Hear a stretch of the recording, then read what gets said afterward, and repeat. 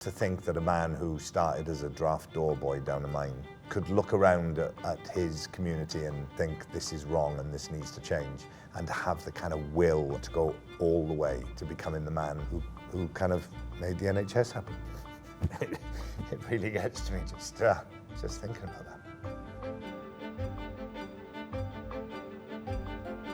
Most young people particularly, unless you've been born and brought up in Wales, don't really have any idea about him. Somebody asked me earlier today, what's this play Nymph that you're doing?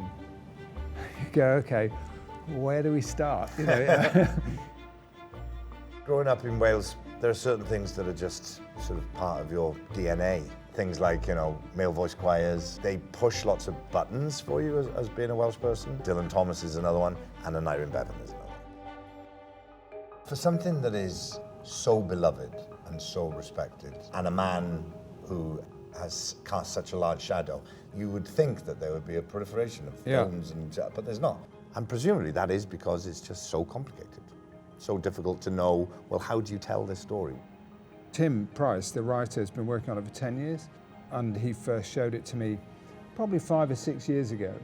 And so we've gone through drafts and drafts. And I think Tim's initial idea and real stroke of genius is to go, rather than just do the biopic, let's take one moment and extrapolate out of that. All of the story of what he did and his life is told through a man under morphine, dealing with dreams and ghouls.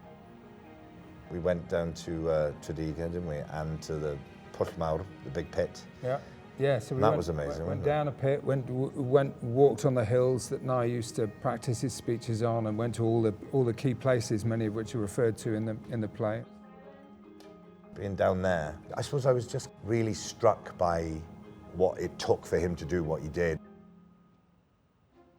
I think it's fantastic that the 100th NT Live is a story of such resonance. The other day we had the show had to stop because somebody was taken ill, and the glorious question, is there a doctor in the house? Then immediately 12 or 15 people sprung up around the auditorium, and one of our cast, who is also a doctor, tried to get through the curtain.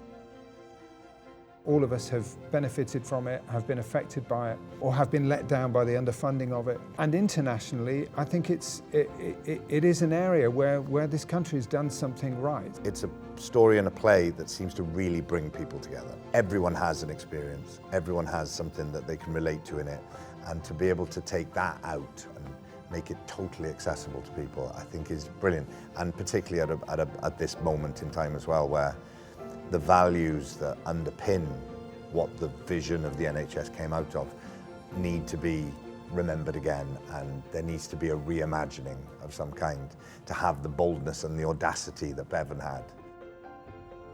We all take it for granted.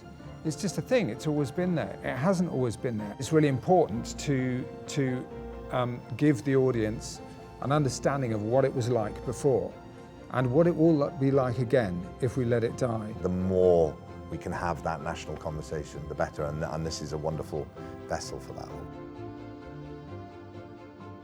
I do love the idea that there are people, you know, friends of mine, family members, who just can't come here and won't be able to go to the Millennium Centre, and they will be able to go to a cinema and watch it. I think that's wonderful. I'm thrilled that this is the 100th. I look forward enormously to shooting it and to getting it out over the country, and it will be fascinating to see what the international response is to it.